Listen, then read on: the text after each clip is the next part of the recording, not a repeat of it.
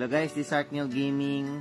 Share ko lang guys na wala pa rin yung tokens na pinangako ni Moonton na bibigay daw niya pagkatapos ng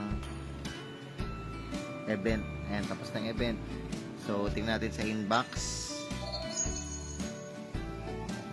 Wala tayong nakitang tokens. So, ito yung proof na nag-recharge tayo guys. Yan, tatlong weekly diamond pass. And expect ko na makukuha ko sana ngayon. November 20 na guys. November 20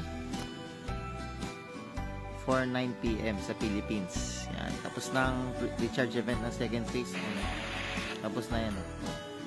Has ended. Pero wala pa rin. Kailan kaya ibibigay? Sana ibigay na agad para makuha ko na yung Nolan. Thank you for watching. Bye-bye.